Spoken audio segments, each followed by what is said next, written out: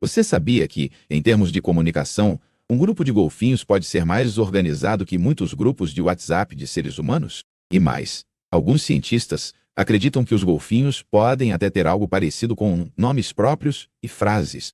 Se isso for verdade, então a pergunta é inevitável. Será que estamos convivendo com uma forma de inteligência avançada sem perceber o que eles estão tentando dizer?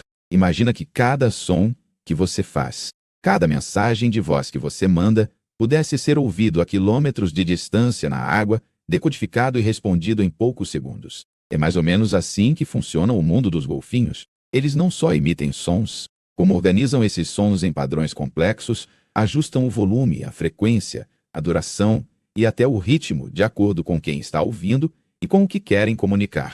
E se você ficar comigo até o final, vai descobrir por que alguns pesquisadores estão seriamente tentando criar um Google Tradutor para a língua dos golfinhos, e o que isso pode significar para o nosso futuro na exploração dos oceanos. Antes de falar de nomes, frases e até possíveis dialetos, precisamos entender a base de tudo. O som na água é outra realidade. Enquanto a luz se dissipa rapidamente com a profundidade, o som viaja longe, rápido e com pouca perda. Isso transforma o oceano inteiro em algo parecido com uma gigantesca sala de conferências acoplada a um sistema de som Surround Natural. E é isso que os golfinhos exploram com maestria.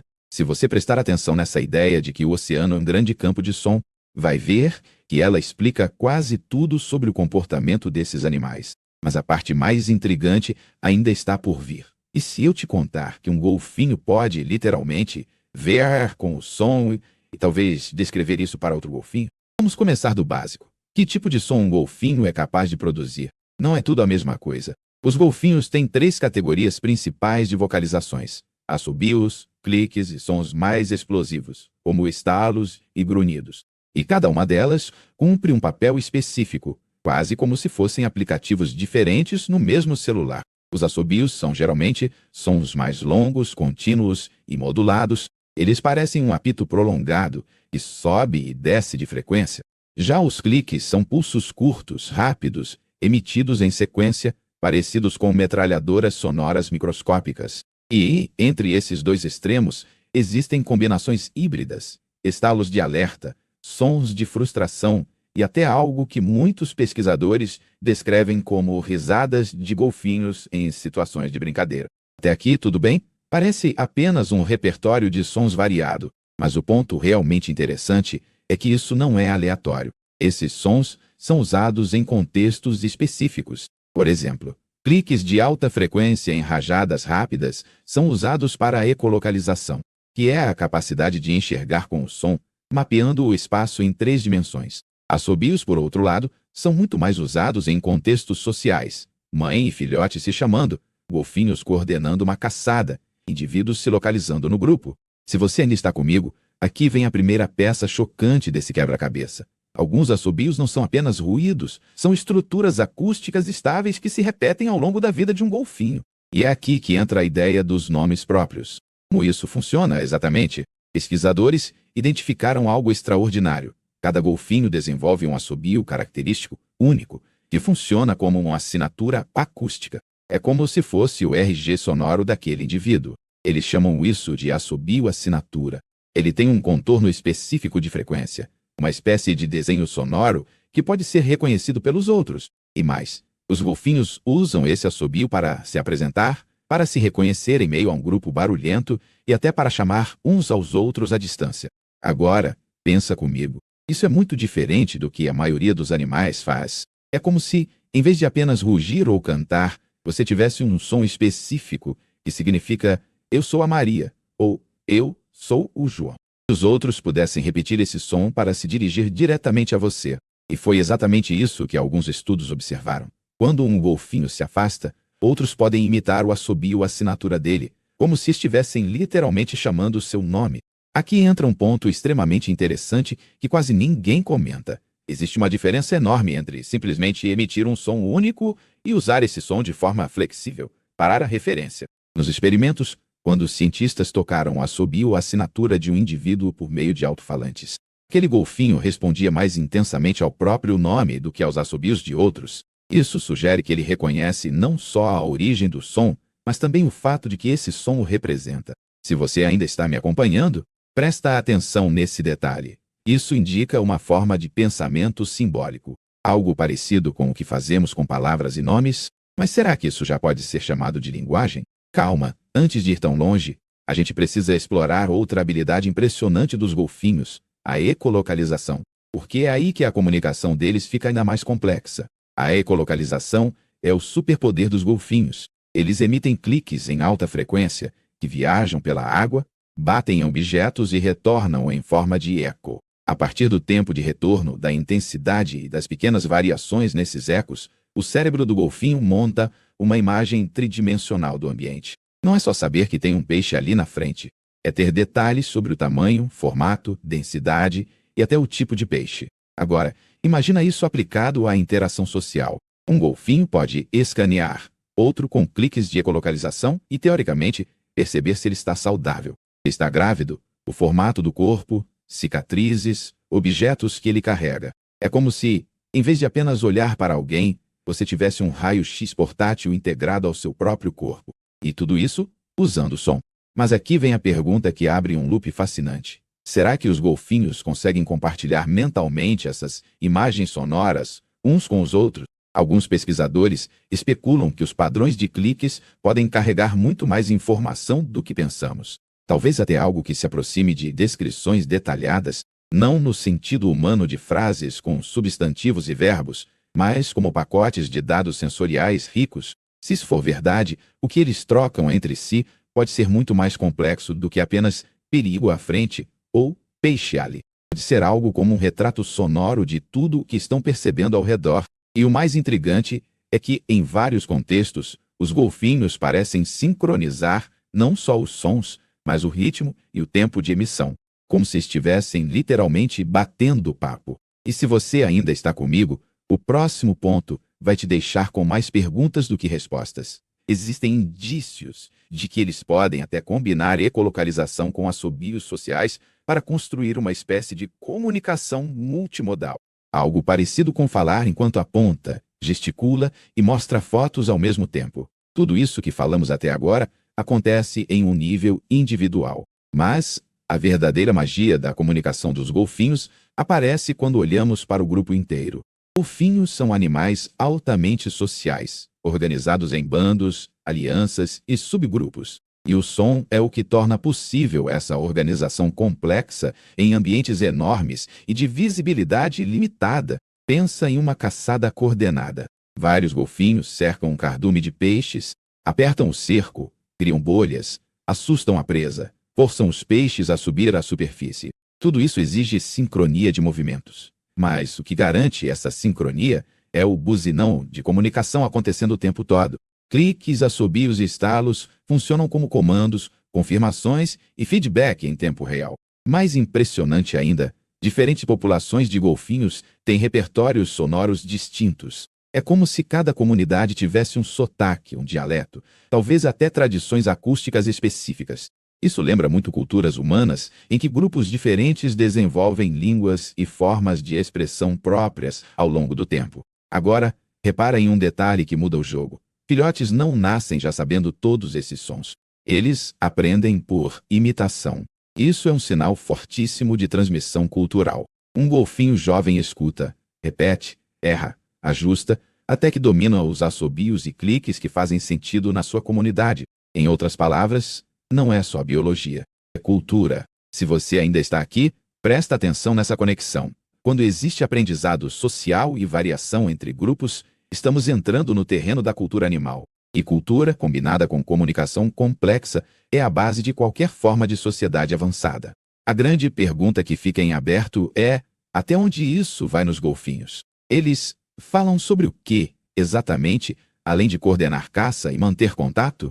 Guarda essa pergunta, porque ela se conecta diretamente com algo que está deixando os cientistas obcecados. Será que, decodificando esses padrões sonoros, a gente poderia, um dia, começar a entender frases de golfinhos? E mais, será que eles podem estar tentando se comunicar com a gente e nós é que somos surdos à língua deles? Os golfinhos em cativeiro ajudaram muito a levantar outra questão delicada. Até que ponto eles compreendem conceitos abstratos? Em alguns experimentos, golfinhos foram treinados para responder a comandos humanos por meio de gestos, sons artificiais e até símbolos. E os resultados foram surpreendentes. Eles não só aprenderam a associar sinais a ações, como também demonstraram entender a ordem das instruções. Por exemplo, quando treinadores combinavam dois sinais, como pegar a bola e pular, os golfinhos conseguiam executar ações diferentes dependendo da sequência apresentada. Isso sugere que eles não reagem apenas à presença de sinais isolados, mas interpretam a estrutura, uma espécie de gramática básica. É como se entendessem que bola pular é diferente de pular bola.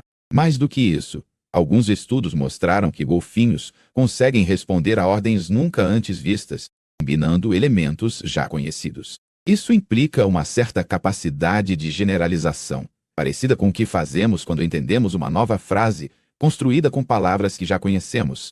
E se eles conseguem aprender a interpretar uma pseudolíngua humana, por que não imaginar que a língua natural deles seja igualmente, ou até mais, sofisticada? Agora, aqui vai um contraste curioso. Nós estamos tentando ensinar golfinhos a entender nossa estrutura de linguagem, mas, paralelamente, quase não entendemos a estrutura da comunicação deles. É como se estivéssemos exigindo que eles aprendam português, enquanto ainda somos analfabetos na língua dos golfinhos. Se você ainda está comigo, segura esse pensamento. E se a verdadeira barreira entre nós e os golfinhos não for a inteligência deles, mas o fato de que nossa forma de perceber o mundo é completamente diferente. O som para eles é tudo. Para nós, é só uma parte da experiência. Essa diferença sensorial pode significar que a gramática deles é mais baseada em tempo, eco e ritmo do que em palavras como as nossas. E isso complica muito qualquer tentativa de tradução.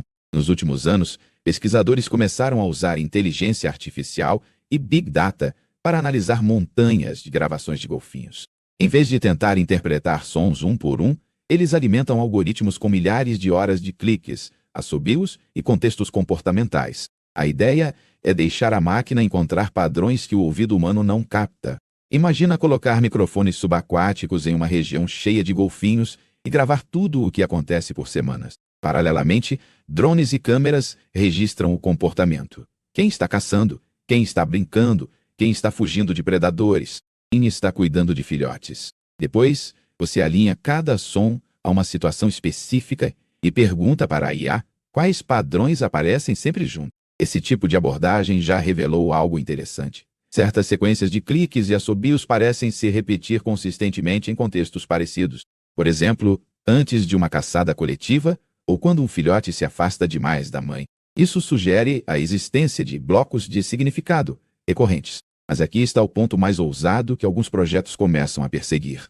Tentar criar um modelo de tradução rudimentar, algo como quando esse padrão sonoro aparece nesse contexto, a probabilidade é que signifique de e es. Não é tradução palavra por palavra, mas uma aproximação baseada em probabilidade. É como começar a decifrar hieróglifos sem um dicionário. Você ainda está aqui, considera essa possibilidade. Se um dia uma IA conseguir mapear com alta precisão que certos padrões significam perigo, aproxime-se, afaste-se, venha ajudar o filhote, nós teremos dado o primeiro passo para entender frases inteiras de golfinhos.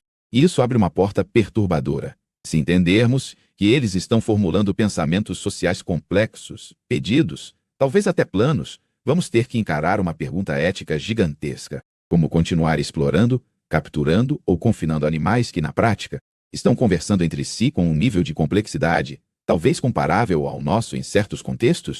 A ética entra em cena com força quando percebemos que golfinhos não são máquinas biológicas reagindo de forma automática. Eles têm autoconsciência, reconhecem a própria imagem em espelhos, demonstram empatia e, agora sabemos, têm uma comunicação rica e flexível. Se isso não se aproxima de uma forma avançada de mente, o que mais seria necessário? A comunicação é uma janela para a interioridade de um ser. Quando você descobre que um animal chama outros pelo nome, convoca aliados, conforta filhotes, demonstra frustração, alegria e talvez até senso de humor, fica difícil continuar encarando esse animal como simples recurso natural. E ainda assim, o que a gente vê no mundo real? Golfinhos presos em parques aquáticos, usados em shows, submetidos a rotinas de entretenimento que pouco têm a ver com sua vida natural. Agora imagina a seguinte cena: um futuro próximo em que tenhamos um tradutor funcional básico. Não perfeito, não literário, mas suficiente para entender comandos simples entre golfinhos. E, de repente, conseguimos captar algo como: eu não quero estar aqui. Onde está o resto do meu grupo? Por que não podemos sair? Isso mudaria completamente o debate sobre cativeiro, pesca acidental e exploração dos oceanos. Se você ainda está comigo, pensa no impacto global disso. Assim como aprender línguas humanas nos aproxima de outras culturas, aprender a língua dos golfinhos pode nos forçar a reconhecer uma outra cultura inteiramente diferente da nossa, mas igualmente complexa e digna de respeito. Talvez no momento em que conseguirmos ouvir de verdade o que eles dizem entre si, o oceano deixe de ser apenas um cenário e passe a ser reconhecido como um imenso espaço habitado por sociedades não humanas. E aí entra a grande virada que pouca gente está preparada para encarar. Se os golfinhos têm comunicação complexa e cultura própria, será que já não deveríamos tratá-los legalmente não apenas como animais selvagens, mas como algo mais próximo de pessoas não humanas com certos direitos básicos? Vamos juntar os pontos. Temos golfinhos capazes de criar e reconhecer nomes individuais. Sabemos que eles usam ecolocalização para construir imagens ricas do ambiente e possivelmente compartilham parte dessa percepção via som. Observamos variações culturais entre grupos, aprendizado social, coordenação em caçadas e interações sociais sofisticadas, e agora estamos usando inteligência artificial para tentar decifrar padrões de comunicação que podem ir muito além do que a gente imagina. Tudo isso aponta para uma conclusão poderosa. A comunicação dos golfinhos não é apenas barulho útil para a sobrevivência. Ela pode ser a expressão de uma forma de inteligência social avançada, moldada por milhões de anos em um ambiente radicalmente diferente do nosso. Não é uma cópia da linguagem humana, mas pode ser uma outra solução evolutiva para o mesmo problema, como compartilhar informação, emoções e intenções entre indivíduos. Se você chegou até aqui, agora vem a parte mais surpreendente. Imagina um cenário em que, dentro de algumas décadas, tenhamos uma tecnologia capaz de estabelecer um canal de comunicação funcional de mão dupla, ainda que limitado, com golfinhos selvagens. Talvez não uma conversa filosófica, mas o suficiente para dizer: nós vamos por ali, vocês fiquem seguros por aqui, ou há perigo vindo daquela direção. Nesse momento, pela primeira vez na história, a humanidade deixaria de ser a única espécie com a qual conversamos de forma intencional. Isso pode mudar não só a biologia marinha, mas a nossa própria visão de inteligência no universo. Se, aqui na Terra, uma espécie tão diferente da nossa, vivendo na água, desenvolveu uma comunicação tão complexa, quem garante que em outros planetas a inteligência não assuma formas igualmente estranhas aos nossos padrões? Talvez entender golfinhos seja o treinamento que precisamos para um dia entender sinais vindos de fora da Terra. Agora, o que você faz com tudo isso? Primeiro, começa a olhar para os golfinhos com outros olhos, ou melhor, com outros ouvidos. Eles não são apenas animais simpáticos que dão saltos fofos. São membros de sociedades acústicas altamente sofisticadas. Segundo, se esse tipo de conhecimento te instiga, vale a pena apoiar projetos de pesquisa oceânica, conservação marinha e tecnologias de monitoramento acústico. E claro, se você quer que mais pessoas descubram essa realidade invisível, compartilhe esse vídeo.